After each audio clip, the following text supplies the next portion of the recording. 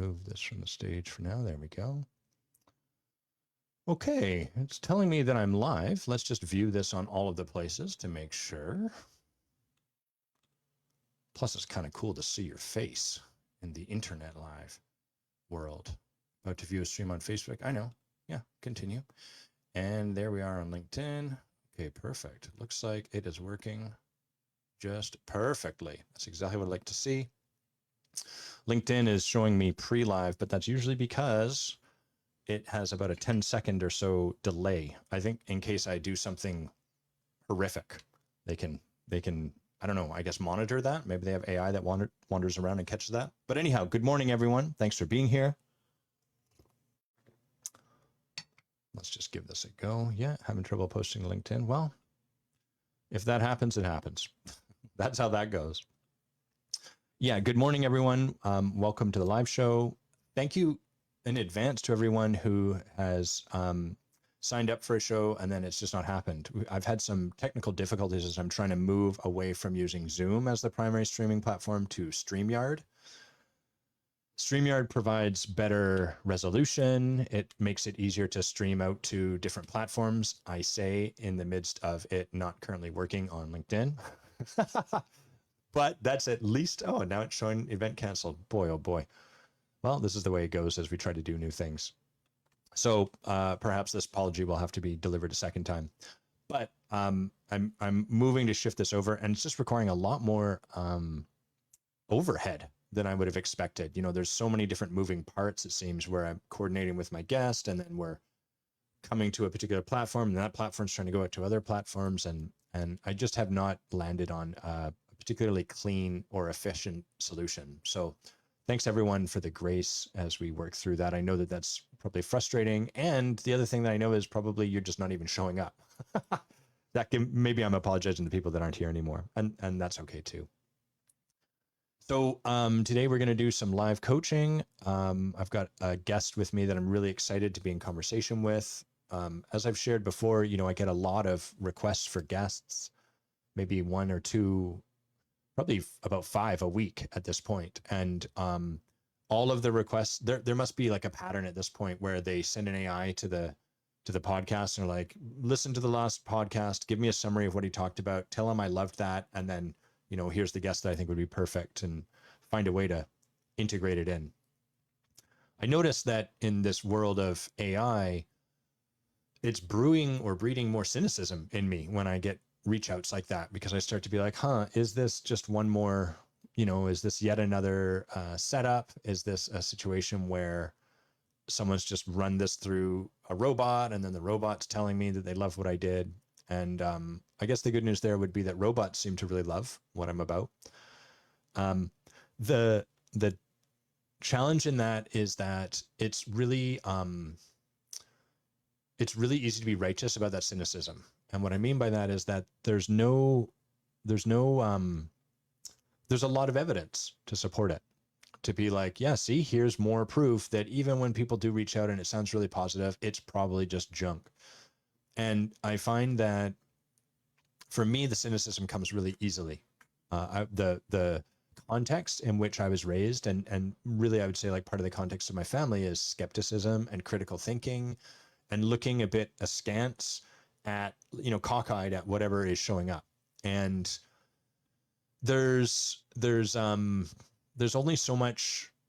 Well, I guess I would put it this way, like the good part about that is that it ensures I'm not taken advantage of. You know, like I was kind of raised with this idea, there's no such thing as a free lunch. And given there's no such thing as a free lunch, then anytime someone offers you a free lunch, well, they're obviously trying to get something from you. There's some trick, there's some string attached. And that's fine, but the trouble with that is then that it ensures I live in a life and a world where there's no free lunch. There's never a free lunch. I can never accept generosity just on face value. And the world that I end up creating around me, the experience of my life as I go through life, becomes one of constantly being on guard for what the angle is people are working against me. And like all of these things, our beliefs are super powerful and determinative. And so if that's the way I look at the world, that's the experience I'm going to have of the world. And that's going to be the world I create around me as a reflection of my beliefs and my actions from those beliefs. And then where I'm left is living this life where there's no such thing as a free lunch. You got to be constantly on guard, and it's exhausting. And even if I'm not present to the exhaustion, that's not the life I want to live in. It's not the world that I want to be a part of, that I want to create, and that I want for myself. And so I do a lot of work to notice that skepticism, that cynicism, when it it crosses the threshold from skepticism into cynicism, and to really remind myself that's not how it has to be. And it can be different than that. And there's other ways they can go, and all of these sort of things. And so it's interesting witnessing that take place in real time with this sort of stuff as my emails come up. And one of the ways that I try to practice this, let's have a sip here. Just moisten the mouth a little bit, is that whenever anyone reaches out to me in any form, I make a point of responding personally. And a lot of the times that just goes nowhere. And my friends are like, geez, dude, why do you even bother doing this? This is a waste of energy, and you could speed things along for yourself. And what's the point? It's all thrift and grift and all of that. But the point is that, maybe 1 out of 10 people, I get a conversation with someone like Ral, or I get a conversation with someone that really is enriching. And I've had a few of these on LinkedIn and Facebook and any number of other places. And we got to take that stuff that feels kind of crappy, like the robots coming after us, if we want to create some of the good stuff for us. And it's interesting because I just finished teaching material for a bunch of coaches on creating clients as a function of who we're being in the world, and from a place of relationship rather than traditional sales methodology. And the first step of that is connection. And this cynicism is right in the way of connection, because it's really hard to connect with someone if I show up to the table and I'm looking at them with my eyebrow cocked and I'm asking them pointed questions that sort of the subtext is, yeah, but what are you trying to get out of me? That's a tough place for someone to connect with you from. And so none of this is a requirement. We can justify why we show up in the world the way we show up in the world very easily. That's the easiest thing you'll ever have to do. Like, the easiest thing in the world is to justify to yourself or to other people why your life currently looks the way it does, why things have to unfold the way they do, why the belief you have is justified. The beliefs you have will always be justified because you've created a world around you that's a reflection of them. So you don't have to look very far. The hard part is when we want to create a new belief, or usually where we start from is, I want to create a new world. I create a new experience of my life. I want to create a different world around me. I want to go through life and have it be different than it currently is. To do that, we have to start by changing our beliefs.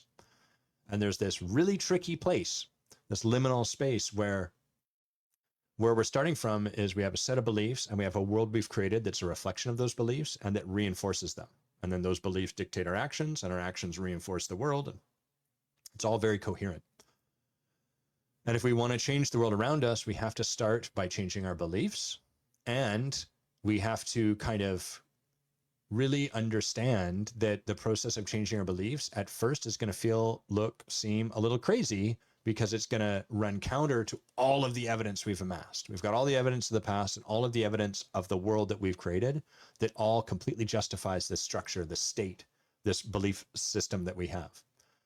And so creating something beyond that is a little bit of a step into insanity, where we're willing to say, even though my beliefs about why I should be skeptical, or why I should just close out people, or why people are dumb, or whatever your version of that is, we have to stand in the place of, even though I could find ample evidence for that, even though it's going to be entirely justified, I am beginning from the point that I am willing to believe that there is something different possible. That's the start of all transformation, is that I'm willing to begin from the starting point that something different could be possible. And I'm willing to stand in that belief as a starting point. And then, of course, there's a whole bunch of work that follows. But that very first starting point sounds really easy intellectually until you go into the world and try to practice it. And then what the world's going to give you is all of the evidence why, nope, here's how things absolutely need to be the way you are. And this is the essence of coaching, is we're supporting people to strengthen their ability to stand in that new belief, and then to start to practice, to take actions from that new belief. And if you can support people to do that over time, what happens is the world around them starts to change. And that is miraculous, because over time, that world will change, their beliefs will change, their actions will change. And suddenly what previously was utterly impossible starts to become possible. And so for me, as I continue to practice in this lunacy that I'm describing, I notice that connection becomes easier, becomes more widely available. And that even when people do have an angle, if I meet them with connection, some of those people end up being delightful conversations. I've had some really fascinating conversations with people that initially were just trying to pitch me, and pitch me poorly, pitch me ideas on, here's why your product's not good, and here's what you need to do differently. So none of it's a requirement. It's just what's available if we want to make it available. Okay. So a little bit about our guest. Ral reached out to me, or maybe it was her assistant reached out to me and was like, look, here's what I'm up to. This is why I think I'd be a good fit. And I said, great. Here's the requirement to come on this show, is that you're a yes to coming and being coached. And I'll say, sometimes we have guests on that where that's not the case, but usually it's because I've done some of this work with them beforehand. And so I really think it's so valuable for us to get to see people, to witness people in the moment, being in the practice of vulnerability and intimacy and exploring what they're up to, because then we can see their humanity. Then we can relate to, reflect with, see ourselves in their own foibles and struggles and challenges and all of that stuff. And that takes something special to be willing to do that. So I'm excited to bring Ral on. Ral, why don't you turn on your camera, turn on your mic. I'm going to add you the stage here. Add to stage. Boom. Hello. Welcome. Hello. I love your background. It looks like it would smell of like leather and mahogany. Oh, well, yes. Well, it should. I'm not sure that it does, but it's just my office. Spraying it with the mahogany and leather spray. I'll try to find some. Cool. Where are you? Where are you based right now? I am in Sitka, Alaska. That's right. I remember you were like one of the few people I've had on that's further north than I am. Oh, where are you? I'm in Victoria, British Columbia. So an island just off the coast. No, we love Victoria. We used to keep our boat there. And yes. Victoria and in Sydney. Love. Yes. Very charming. Yeah. What brought you to Sitka in the first place? Well, we moved to Sitka a little over 20 years ago from Anchorage. So yes, okay. There's a story behind that. I was born and raised in Seattle, so just down the street from you. And my husband was from Southern California, and we both came to Alaska for different reasons. He came on a fishing trip when he was like 19, and 10 years later, I came to Alaska to a town called Ketchikan, which is just south of Sitka, and I took a job as director of marketing for a tour company. And then after about a year there, I said, I'd really rather work for myself. I don't want to work for other people. So I moved to Anchorage, started my own business, and my husband was this boy across the hall who had his little business. We ended up working together, getting married, 42 years ago. Congratulations. The Alaskan love story. Yeah, right. Wow. So then, after quite a few years, a couple of decades in Anchorage, we wanted to move to Sitka because my husband is a boataholic. And he's not actually seeking a cure for that. But, we discovered that the boating was better in Sitka because it's like 1,000 miles south of Anchorage. So it's a bit warmer and a bit more temperate, and great fishing, lovely community. And we spent a few summers here just living on our boat. And then it was like, no, we need to buy a house. We want to stay. So we did that. And then 2 years ago, we built our dream home, which we call Forever Sitka. And it's here on the waterfront in Sitka. And we have our boat at our own dock. Oh, incredible. Wow. Yeah. And the Pacific Ocean is right there. Snowshoe? Is that what you said? Get to snowshoe right there? Pacific Ocean. Beautiful. We're on the Pacific. Yeah. It's good to live on it, isn't it? I love the smell. Yeah. Wake up in the morning and just get like the salt air and except for low tide. Yeah, low tide. I kind of like that too. I think if you're, so you grew up, where did you say? Seattle. So you've grown up sort of along the ocean all along. Oh yeah. Ocean and mountains. I have to have them. Yes. Yeah, yeah, we're very gifted here in I guess you're not quite the Pacific Northwest, but this Mm, area that we kind of technically, share, yeah, Pacific yeah. coastline, whatever it is, we just have Well, so much beauty. yeah, we're directly west of British Columbia, That's the right. northern coast of British Columbia. So, Uh-huh. yeah, Are you far enough north that you get perpetual sunlight then as we move into summer? no, no. No? Well, It how gets, late would what's that? oh, it's a little lighter in the summer than Seattle and Victoria, and Okay. a little darker in the winter Yeah. than Seattle and Victoria, because we're actually closer to Seattle than to Anchorage. Ah, interesting. So how late would your nights go? When would the sun go down at Oh, the height of summer? 10:30, 11. Oh, okay. So when we were in Scotland, my wife and I were renewing our vows in Scotland not Lovely. long ago during the summer, Yeah. and the sun would go down around 11. You don't realize how far north they are, but it Okay. was so cool because, it does something to your body where you're like, all right, I'm ready to do stuff. And you're like, holy cow, Yeah. it's 11 o'clock at night. Wow, I should go to bed. Well, in just a little over 2 weeks, we're headed to Scotland and Norway. Oh And boy. somebody recently asked us, "Oh, are you going to see the Northern Lights in Norway?" And I said, "Not this time of year, I don't think. It's going to Uh-huh. be pretty light." Yeah. So, We've had them this far south. Recently, it was quite unusual. Like in the yeah, last couple of years, we've had a few bouts of them. It was really neat. yeah. But when there's too much light, you can't see them. They're there, but Yeah. you just can't see them. Yeah, Uh-huh. Super cool. All right. Well, ready to dive in for a little bit? absolutely. Yes. Cool. Let's Excellent. Okay. see where we So go. yeah, let's do that. You might see me look down and take a few notes. So if I'm looking down, that's what I'm doing. I'll try not to do too many because my keyboard's clacky and I don't want to be too distracting with that. Okay. All So right. tell me a little bit like what are we going to work on? Okay. Well, first of all, I want to say I really loved your introduction, and I totally believe in transforming our thoughts. I work on that a lot. Mm, And I found several very useful techniques. But what we want to talk about today is my business is called Ral West Living the Dream. And it's all about teaching entrepreneurs how to be the owner rather than the operator of their business so that they have the freedom to live their dream and have a successful business, which is what we've managed to do. And we operate a few businesses still, and yet we still travel the world. Like I just said, we're mm, going off to Scotland and Norway. We're going to be gone for a month. And not long ago, we were in Colombia, and then last fall we were in Europe for 6 weeks. And this is just part of how we live. mm. And so our businesses have to adapt to our lifestyle because that's how I believe it needs to be. So I'm trying to teach people how to do that so that they can really enjoy their life as well as be successful in business.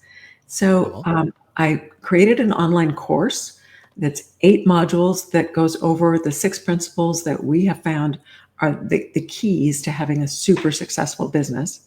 And that online course is pre-recorded, so anybody can take it whenever they want. Then I started, I am starting actually right now, a mastermind because the people who are taking the course need a bit more guidance, need a Mm, bit more, shall I say, hand holding. And they'll get me on a group call once a month, plus other interaction through an online community, etc. So that launch of the mastermind is happening right now. And then my next step is going to be to have a membership group where the course will be available to all members and they'll have some level of interaction with me. But my challenge is to figure out how to differentiate the products because the mastermind is kind of a high ticket item, several $1,000s for the program for a year. yeah. And the membership should be quite a bit less than that, maybe just 100 or 200 a month. So what do I offer each of these respective products to make sure that they get value, make sure that they're getting the message and can actually transform their lives, but still, have a marketable difference between the two. Got it. Okay. So course is done and dusted, so to speak. Like it's out there, it's available to people if they want it. And Mhm. then the mastermind has already been created or that's being created. It's it's in the works right now. We're enrolling people right now, and it will be launching. In terms of the first monthly call, will be the end of July. So we've Gotcha. got we've got a couple months to enroll people, and it's going to be a small group. I'm limiting it to like 20, 25 people. I want to Yeah. be able to see everybody on a Zoom screen. Yes. It's going to be a personalized experience, and they can get to know me. I can get to know them and each other. These are all going to be entrepreneurs of 7 and 8 figure businesses, so that they're all kind of at the same level where they've been in business for a while, but they need to sort of get out of the day to day. Too many business owners still have their hands on everything, and I think control might be an issue. Um, not learning how to delegate properly, etc. So my job is to teach them how to delegate properly, how to scale, how to create their team, build their culture very intentionally to support their visions, their values, their principles, and their lifestyle. And Okay, cool. And so then the membership group, what is they get access to the course you mentioned, and then is there mhm, more to it than that? Like, what are the other components to it? that's what I have to figure out. Got it. So right now it's a blank canvas. Yes. And I'm not going to start it until after the mastermind is up and running. I believe in just, focusing one thing at a time. Don't get myself too scattered. That's how I support living the dream. Don't want to be stressed out. So, yeah. Got it. Okay. So what would, like, if we were to, or if you, I'm not going to do any work here. If you were to bottom line it, what would you say the challenge you're facing right now is? Trying to figure out what exactly to offer a membership that will make it valuable and worth spending, $100 to $200 a month on, um, and yet have it be less product, if you will, than the mastermind, because the mastermind is a $25,000 a year product. Yeah. So there has to be a distinction. Uh-huh. And what would you say is, so I got the challenges, like, what do I offer? Mm-hmm.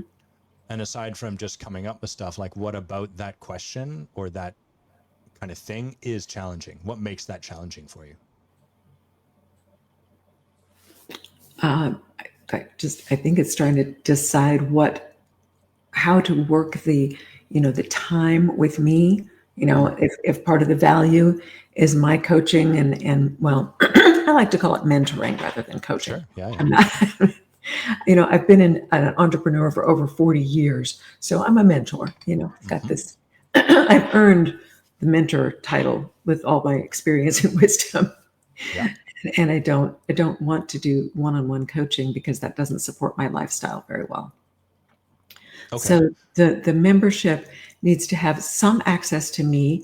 And so I guess I need to create boundaries, around what will the membership get of me? If I'm really the product, and my guidance is what they're seeking, how much of that do I offer to the membership versus how much I'm offering to the mastermind? And Got it. I have a choice. I guess I can up level the mastermind to provide even more guidance and one-on-ones and group interaction, and make that even more special, and have the membership be at sort of a base level where they get the course and they get some coaching from me, mentoring from me, and then if they want more, then they need to jump up to the mastermind. Okay. Bear with me. I'm just going to turn off my fan here so I got a little bit of sound. One sec. Okay. There we go. Okay. And now I'm going to unhook myself from my microphone. There we go. So what would you say is, like, currently the guiding star behind driving the membership? Like, what for create the membership option? Why create it? Why do you want to create Okay. it? To reach more people. I mean, Okay. my purpose in this business is to reach as many people as I can with the message. And the message is live your life the way you want. Have your business support your life and not the other way around. I think too many of us, whether we're at a job or a business that owns us, the life comes second. And I think that that's wrong. And I can say that, the age that I'm at and the experience that I've had and having done it the wrong way many decades and been totally overwhelmed and exhausted and, out of shape and poor health and all of that because I was sublimating everything for the business. Everything took second seat, back seat. And my kids suffered, my husband and I suffered, and it wasn't a good way to live. And I want to teach people that they don't have to do that. They can Got it. Okay. really have the life that they want, but they need these tools and they need these principles in order to be able to do that. And it's what we did. We grew a business, one that we started around the time that we met, and we had it for 25 years. Grew it to the point where it was 8 digits in annual revenue. We hired a COO and a CFO, and then we stepped out and let them run it, and they grew it even more. And then we sold it to Alaska Airlines.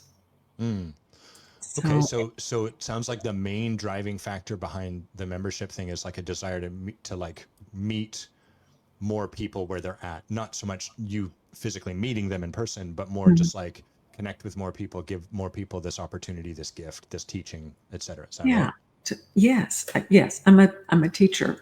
I love to educate, and I love to lift people up and help them to realize a better life. Transform their life. You were talking about transformation. Well, you can take a look at it from starting with your business. Get your business running in such a way that you can have the time to enjoy your life. And whether it's spending time with family or doing yoga classes or whatever, go fishing, whatever you want to do, you've got the time to do that confidently, knowing that your business is moving right along and doing well. Okay. So how many people would you want, like, what is your measure of success, if we call it that? Like, what would you want this membership group to reach in terms of people? What are the numbers you're aiming towards? Well, probably at least 1,000 a year, or at a time. Number? At a 1,000 at a time. time? Okay. Yeah, and or more. Okay. It should be something where, because it's not going to have as much personal connection with me, I should be able to reach thousands. Okay. So 1,000 people or so. And then what else is a part of your vision, by virtue of them being in this community, getting to be a part of this membership group? What else do you want to see or cause to happen? Or? Well, I'd like for them to feel community with the other entrepreneurs in the membership group. Oftentimes I talk to people who say, I just feel kind of alone. And, I don't know what to do next. So the peer interaction and getting advice, bouncing ideas off of other people, maybe even getting some problem solving, some troubleshooting from others who are going through a similar experience would be a wonderful thing, I believe, for the members.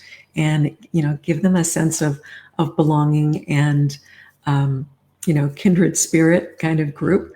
And I can pour a lot of other resources into the membership group, people that can talk to them. And because I'm not an expert in everything, I'm an expert in what I do, but I can bring in other experts to share with them and have a resource library and so forth. But of course, I'm doing that for the mastermind too. So I guess as we're speaking, I'm thinking that main difference is that there'd be more of personal attention from me in the mastermind, as opposed to the membership would be more of a structure and a system for sharing information and creating that bond between the entrepreneurs. And if they want more attention, they would have to do the mastermind. And you asked what's my big picture forward looking. It's to do things like retreats where we're getting together in a beautiful spot like here in Sitka, or where our second home is on Maui, or wherever, and gathers some fabulous people to share with the members of the mastermind some of their expertise, whether it's a yoga instructor or my personal weightlifting trainer or other business experts, and just have a fabulous time and learn and grow and really immerse yourself in that experience. So that's part of it. And ultimately, in the next couple of years, I'll be writing a book and just, continuing to share the knowledge. And you know what? And I haven't stopped learning. I got to be honest. I'm still going for more experiences and more learning. I'm an avid Tony Robbins fan, taking lots of his programs. We're going off to Fiji to one in July, and I'll be bringing all the new things that I'm learning into these groups as well, because the learning should never stop. I don't think. I'm a firm believer in lifelong learning. Sure. Yeah. Okay. So what, like, you've been going to like Tony Robinson events. I'm curious, what have you got or gotten from that work that far as it would pertain to the challenge that you're currently facing, which is sort of like, what do I do with a membership group? What do I want to make it look like? Like, what have you got in terms of that? Well, I think it was his business mastery that prompted me to go bigger than I was doing. And when I first took business mastery last August, I just had, well, I was still in the throes of creating my course actually, Uh-huh. and a lot of it was, think bigger, don't limit yourself, go for it. And so then that prompted me to go for the mastermind and then the membership, and just keep going, keep growing, don't Mm, stop, think bigger, don't limit yourself. Limiting beliefs, that's got to get rid of those. okay. So a lot of, like, we just did Date with Destiny in December with Tony, and a lot of that was about just getting rid of those negative beliefs, those limiting thoughts, the lies that we tell ourselves or have been told to us that we chose to believe about ourselves or about the world, and just exorcise them, get them out, get rid of Okay. Okay. Makes sense. So I'm just going to put it over there with you. Where do you think we should explore from here? them. Well, I don't know. Uh, that's why I want the coaching. So, Uh-huh. Well, that I, you know, the cool thing is that question is the coaching. Is oh, so to oh, invite you to uh, like, because what tricky. I don't want to do is tell you this is how you should do it, because Oh, that's darn. not at all coaching and you would know better than I. I'm curious where you feel drawn for us to go at this point in the conversation. Okay, let me think. Give that a Uh-huh. second of thought here. I think I need to validate the concept that I need to provide more value for Mm, a mastermind because it's a higher cost, and less value in the membership because it's a lower cost. So I'm equating value with money. okay. And so is that a valid concept? Well, how does that feel internally when you say that? It feels like that's the way the world works. Okay. Is that the way you want it to work? Hmm. Hmm. Well, I guess personally, I do feel that when when I want to be in an exclusive environment and be treated in a special way, I know I'm going to pay more for it, Hmm. and so I accept that, and that seems fair to me. And if I want to be one of the masses, then okay, I'll pay less, but then I Yeah. don't get that special treatment. Makes sense to So me. Does I that make guess sense it's to it's you? like flying first class versus coach, you know. Yeah. Yeah. So It I is. guess I need to figure out what does coach look like for the membership group, and what does the first class look like for the mastermind. And one of the differences, of course, is that if the mastermind is exclusive and it's only maximum of 25 people, that in itself is worth more, Yeah. because you're sharing your experience with a lot fewer people, which means that each person has a larger share of that pie. Uh-huh. Well, Whereas if there's 1,000 people sharing the same amount of time, they're not going to get their question answered, necessarily, because they have to share the time with 999 other people. uh-huh. Well, let me show my cards a bit and then put a few things on the table and we can see where you feel we should go from there. Sound Okay. good? Sure. Yes. So there's kind of like there's often two different approaches in a coaching conversation. Oh, there's 6 billion different approaches in a coaching conversation, but there's like two broad ones. One is more facilitative. So that is like just supporting someone to be in the act of like brainstorming or like, hey, what do I need to do? Or what is the thing to take on? Or what is the action to do? Or where do I need to do my research? Just being in that sort of stuff. And the other approach is more transformational. And a transformational point of the conversation would be where someone's like, oh, let's imagine we were exploring facilitatively, and you were like, well, here's what I'd really like is 1,000 people. I want them to pay this much money. I want this to be the way it looks, but I can't have that because X, Y, and Z. The transformational conversation, we would look at, oh, there's something you want, but there's a belief, a story, an experience, a circumstance, a whatever that's in the way of you creating that. And then we would do coaching to support that shifting so you could create the thing you wanted rather than the thing you think you have to make. So it occurs right now, like, I'm always listening down both of these paths. Right now, it occurs like we're more in that facilitative conversation, like just what do I even make? What do I create? What do I want it to, any of that sort of stuff, rather than there being kind of a particular, sorry, my wife is just managing our puppies in the background. Rather than there being a particular thing that you're sort of like up against that you want to transform and shift. Am I on the right track with you at this point? Does that feel like where we are? Yeah, I think so. I mean, I'm not opposed to any transformation, of course. If there is any, and sometimes I don't know that I've got a limiting thought. So there's that. Sometimes it's well hidden. Yes. Yeah. So, because the number 5,000 also occurs to me. Why not 5,000 people in the membership? Why not 50,000? I mean, why limit it? So if the point is to reach as many people as possible with a message that can help them transform their lives and get more freedom and get more enjoyment and derive more joy and passion from their life, why not reach 100,000 people, a million people? Because I honestly, okay, we'll get a little bit more vulnerable here. Sure.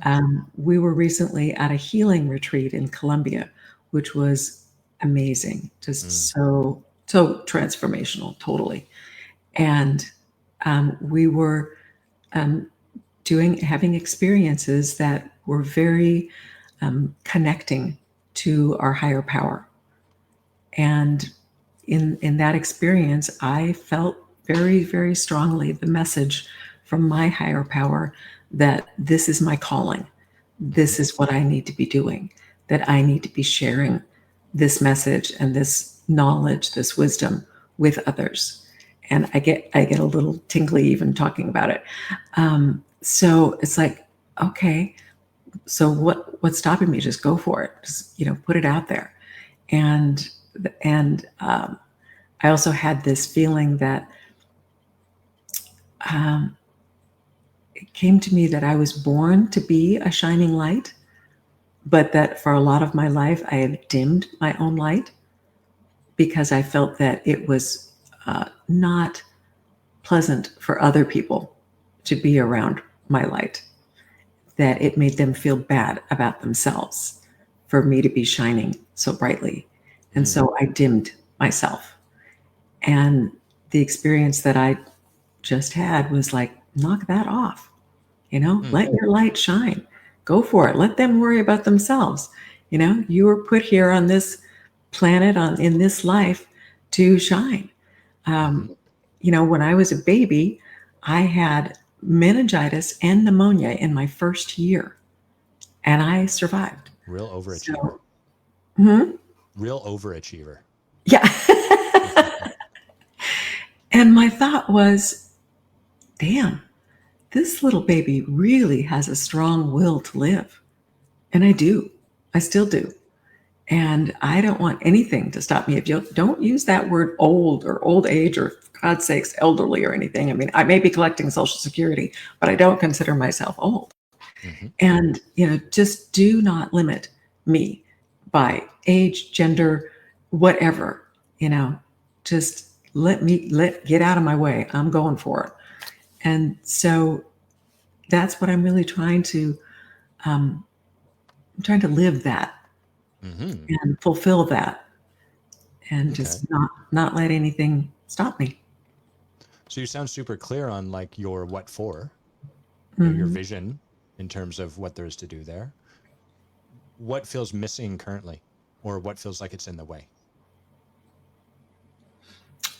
The strategy, sort of Tell me just more. the how to, Mhm. really. As you know, I have the resources to do a lot more than most people.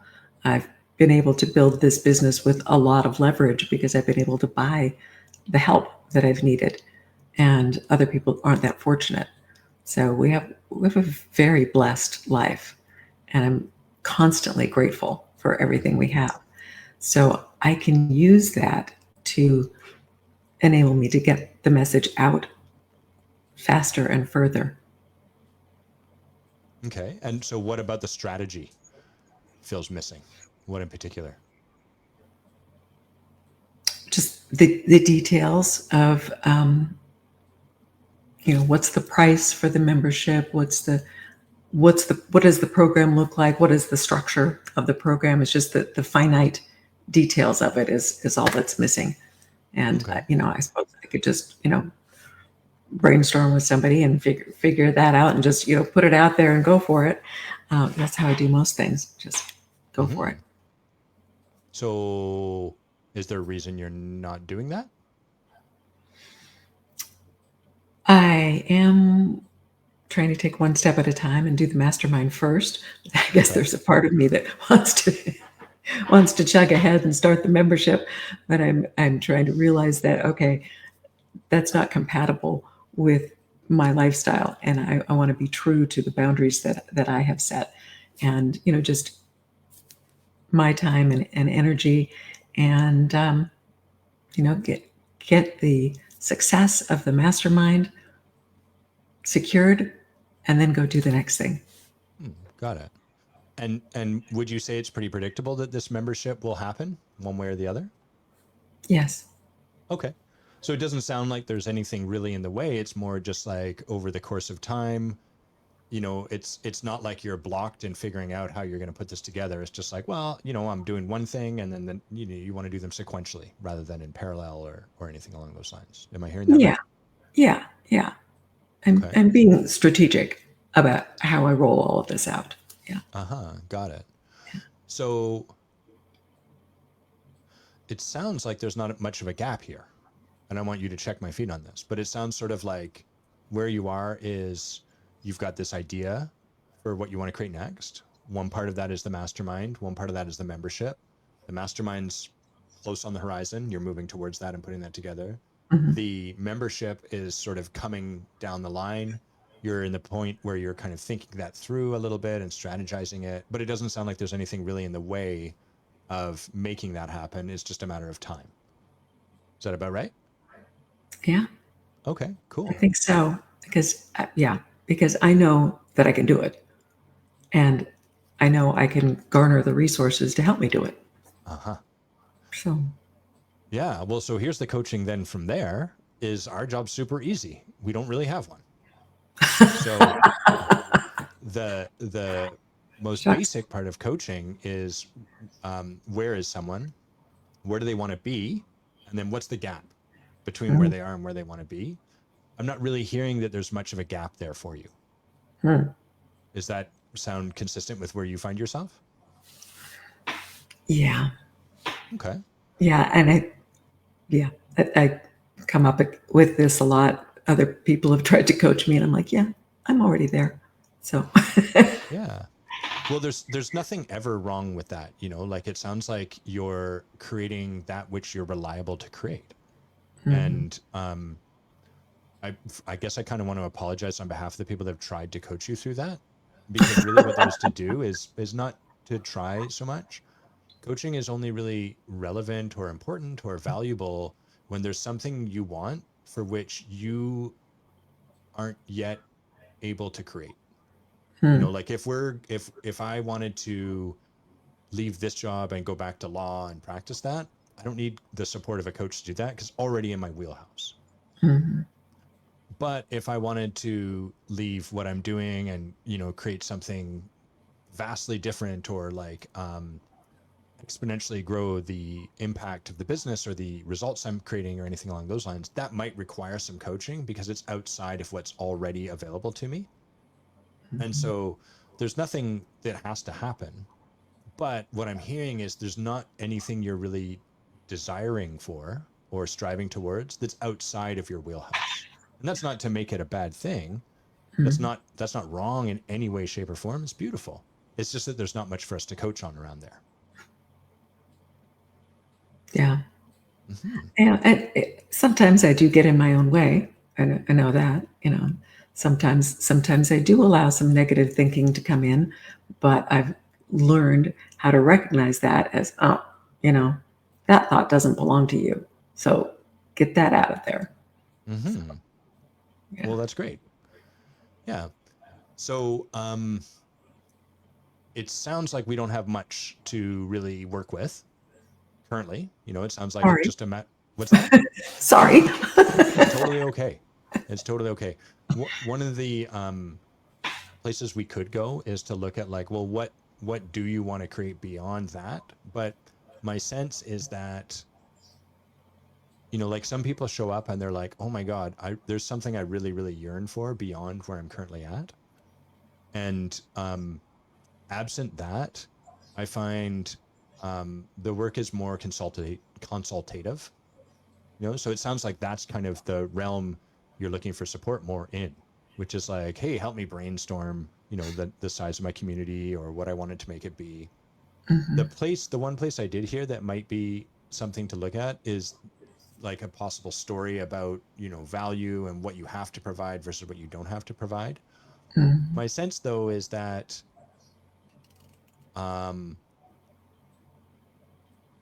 that's not really the question or the conversation you want to be in.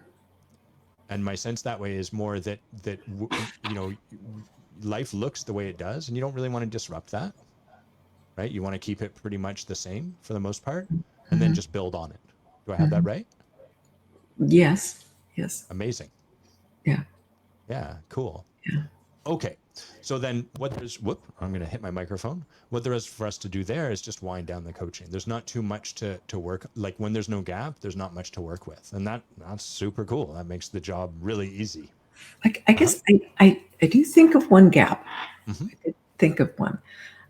I have in my mind being able to be on really big name podcasts like Ed Milet, Amy Porterfield, and then I do get a thought like, oh, well, why would they want me? So that I need to get out of the way because, like Russell Wilson always said, why not me? Why not us? So. What do you do with that? Well, do you want to spend a little bit of time there with the remaining time we have? Okay, sure. Cool. So what do you do with that thought when it shows up? I try to tell myself that it is possible. Why not? Why couldn't it be me? Why couldn't it be me? And then I ask myself, well, what do I have to offer that, all these other guests don't have to offer? And I think that one of them is that I have an attitude or a belief structure around being youthful and energetic and vibrant, even though I'm 70 years old. So, just like that's a message that I don't think gets touted very much, and it ought to be.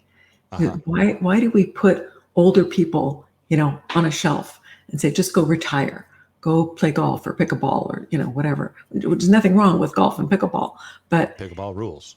Yeah, but it has to be what you want. It has to be what lights you up. And if it doesn't, then don't retire. Keep following your passion, whatever it is. And that to me is a message that just you can't spread that message enough. And particularly amongst women and, and older women, keep going for it. You don't have to have facelifts and do all this other kind of stuff to be youthful. Just, exercise, enjoy your life, do what you love. And this is going to bring the youth and vitality into your life, the energy and the passion. And what happens to that thought when you say all of that stuff? It feels good. Okay. So is that thought you're having an issue? I guess just still comes back to, is that enough? Ooh, okay, so that's one of my little, one of those underlying false beliefs is that, I'm not enough. A lot of people have that. I used to think it was only me. Now I realize it's everybody. So, so just I need to get that put away, get that thought put on a shelf. Interesting. So you have the thought like, who am I to be on the Mm, podcast? And then there's sort of like, well, here's who I am, and here's the message I have, and here's why I think it's important. yeah. And then that feels good. And then there's this follow-up thought like, I'm not enough. Is that right? Mm, hmm And then what do hmm you do when that shows up? But if I'm in a good frame of mind, I can say, that's not my thought. Okay. That thought doesn't belong to me. It came from somewhere else, and it's not true. Okay. And if you're not in a good frame of mind? Then I can succumb to like, oh, no. Get Hmm. that, poor me, and just, insecure feelings can come in. And throughout my life, I've battled with insecurity a lot. Sure. Yeah. You're a human. Most of us do, I think. Yeah. So yeah, just to get those, be able to get them out there and look at them and see them for what it is. Okay, oh, that's just your insecurity raising its head, and you need to chop that head off and say that's not real. Okay. And so would you say that like, so you've got some thoughts that show up, you've got Mhm. some strategies for them. Would you say that that's all working? Most of the time. Okay. Some of the time not. Some of the time it's a bit harder, and I have to work at it a little bit more and Okay. do some praying and meditating and things like that to work on that. Yeah. So the reason I'm asking the questions I'm asking is I'm again getting curious, like, is there a gap? So you've Mm. probably noticed as a human, we naturally have these thoughts. And our thoughts are distinct. They're uniquely ours, just like our personality is uniquely ours. But then, just like every human being, there's like vast amounts of similarities. That's the word I'm looking for. Yeah. So, I'm too much is a thought. It sounds like you and I share in common, as well as Mhm. I'm not enough. It's a I'm not. contradiction, isn't it? Of course, yeah. We always Yeah. polarize. Yeah. I'm not smart enough is one of my go-tos, and I'm awkward and robotic, and it's hard for people to connect with me. Hmm. And then you have, yeah, and you can probably get that's crazy. This guy's super Yeah. cool and easy to connect with, hopefully. Right. Right. But the point is less whether the thought is real or not. Often I find we most fear that which we least need to be worried about. Hmm. Like the smartest people in the world, their fear is always I'm not smart enough Wow. because it matters to them because brilliance is part of who they are. And so of Hmm. course their greatest fear would be the absence of that which they are. The Hmm. most generous people in the world, their concern is often I'm selfish. Hmm. So it always plays out this way. That's So interesting. Yeah. yeah, it's very fascinating. Yeah. And so all of us have these thoughts, and um, they don't have that much meaning aside from the fact that they have thoughts. The They only become an issue when we start to react to them or from them. So if I'm worried that I'm selfish and then I start doing a bunch of stuff to appear generous, now I'm making that thought real. Does that track? Does it make Hmm. sense? Hmm. Because I'm being generous now to try to overcome the fear that I'm selfish. And I'm no longer giving really Hmm. because it's in my heart to give. I'm giving because I don't want to be selfish. It's And then that, false. yeah, there's a falseness to it. Yeah. But if I have that thought and I'm like, okay, there's that thought. Hello, old friend. Good to see you. And then I carry on about my day, it's not really an issue. Yeah. Okay. And so Yeah. I really got you have some of these thoughts. What I'm not clear on is, does this stop you in some way? Is this blocking you in some way? honestly, it used to block me a lot more. Mm-hmm. But the older and wiser I get, and the more transformational experiences I have, and the more I work on myself, because we're all works in progress, right? Um, so the more I work on myself, the better I'm able to say, "Mm, no, I don't want that thought. That's not mine." So just, I consciously work on eradicating that thought. Got it. Okay. And it sounds like that's working for you. Most of the time. Okay. Cool. And the times when it's not, it doesn't sound like that's a big issue either. No. Well, there is one gap I have Mm-hmm. at weightlifting. I'm trying to get to a goal of squatting 145 pounds, Mm-hmm. and I've gotten to 135, and I know I have the thought that it scares me. It Mm. scares me to have that much weight on the bar, and I think that that's impeding my getting to that goal. Mm.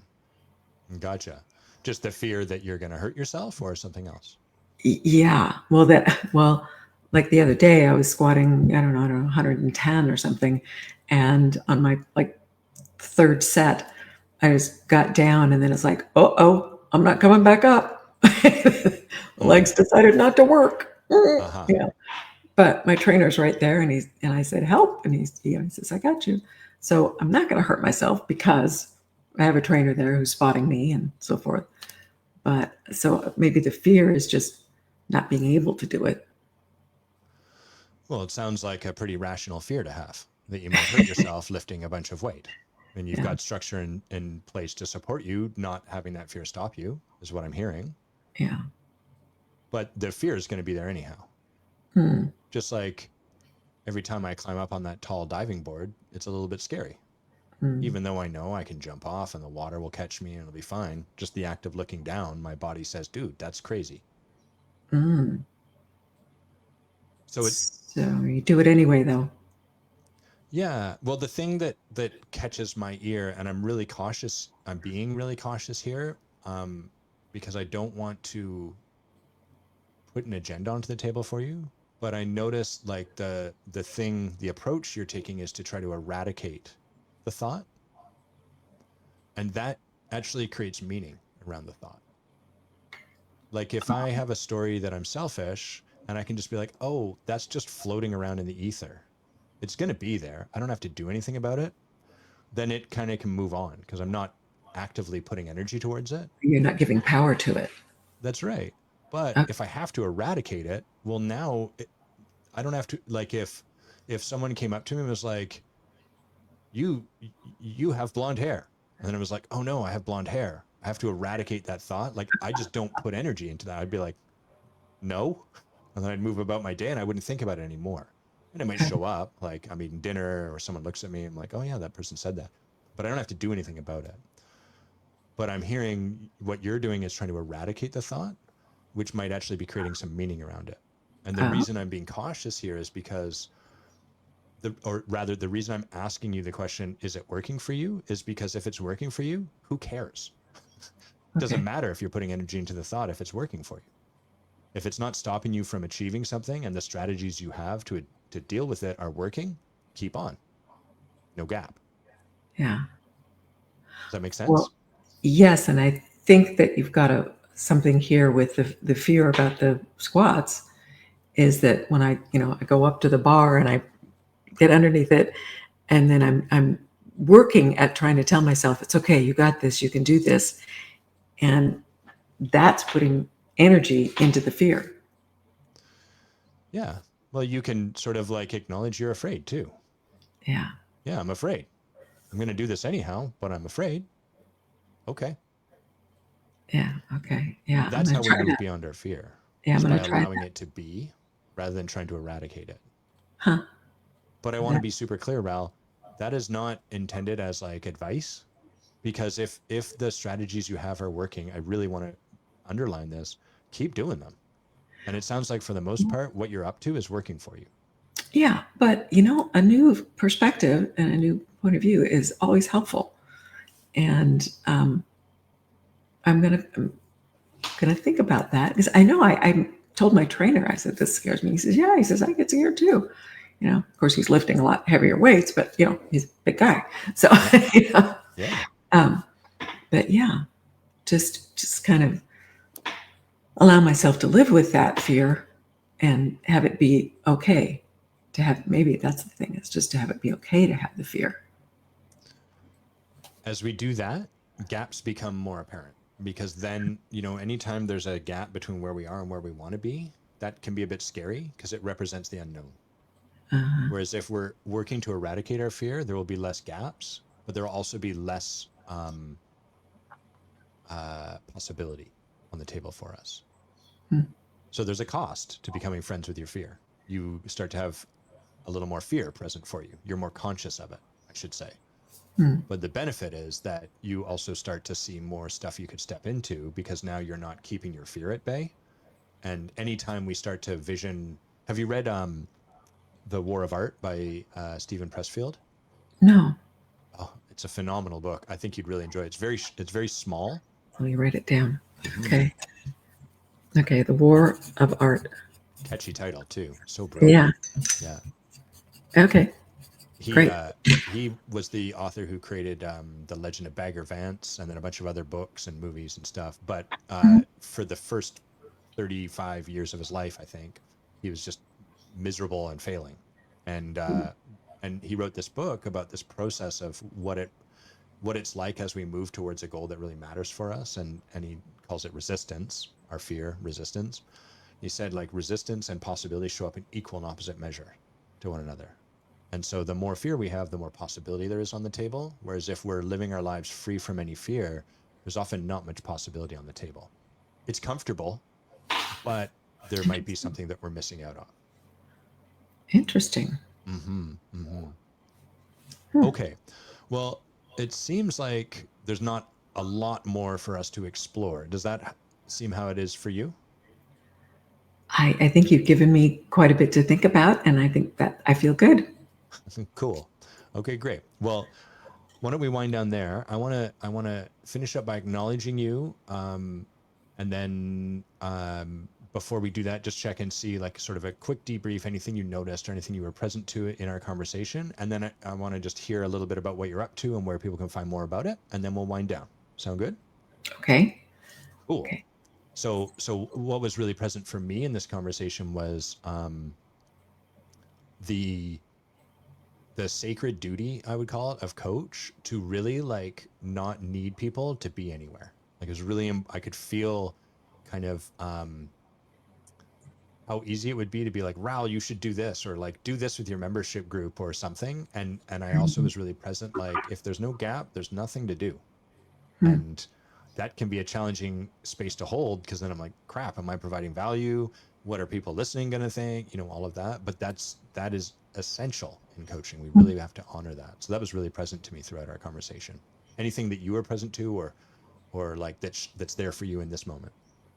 Yeah, I wanted you to tell me what to do. Yeah, I felt that. And the fact that you resisted that taught me something.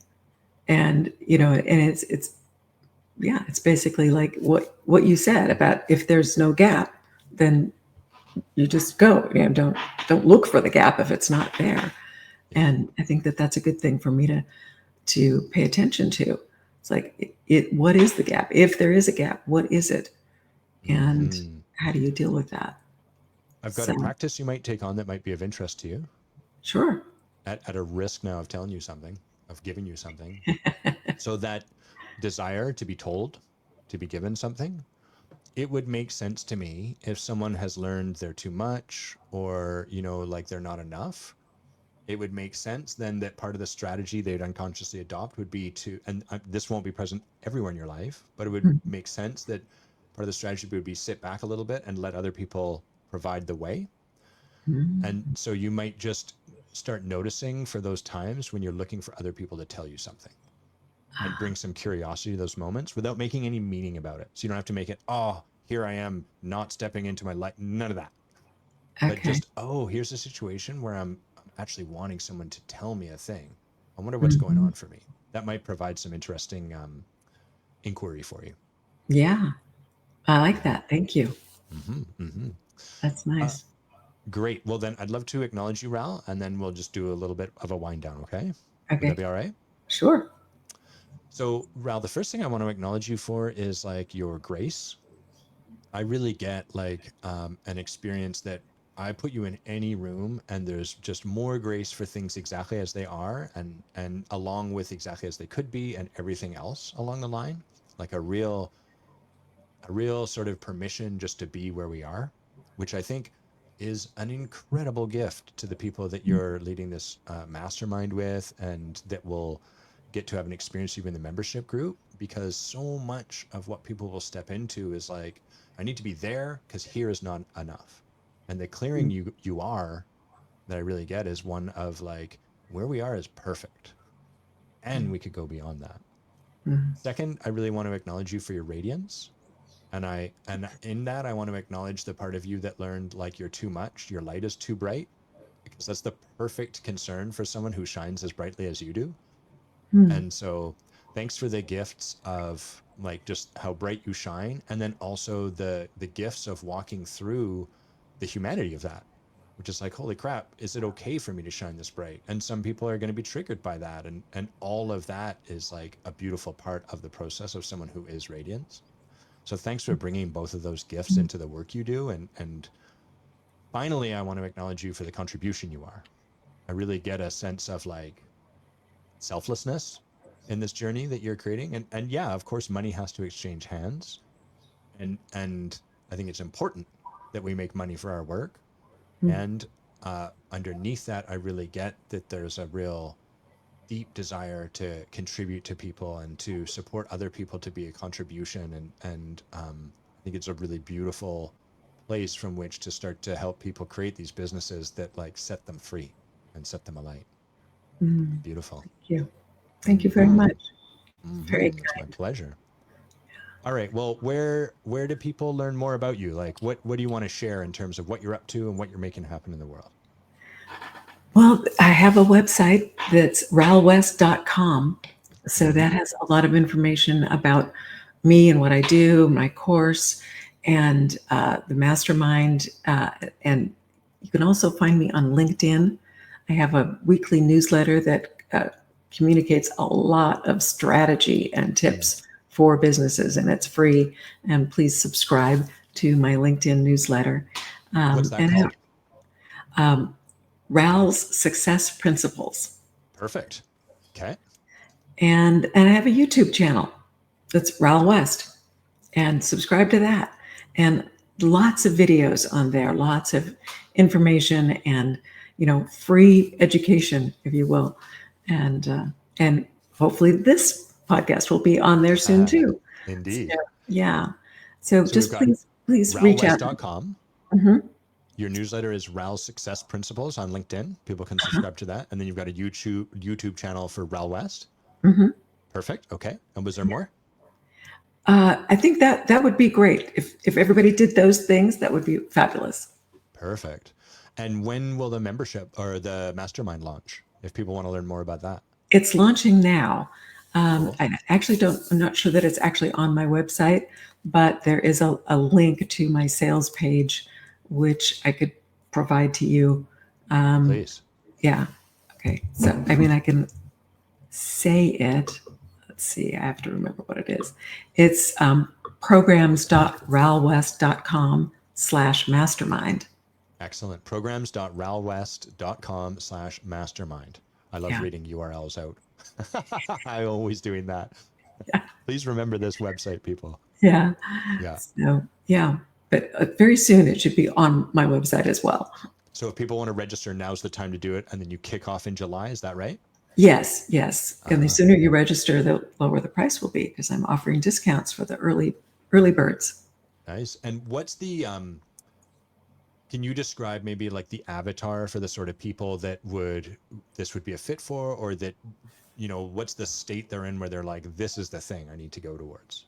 Yeah. As I mentioned, it's like 7 to 8 figure business owners, which just means you don't need to pigeonhole yourself quite that strictly. If you're high 6 digits, that's okay too.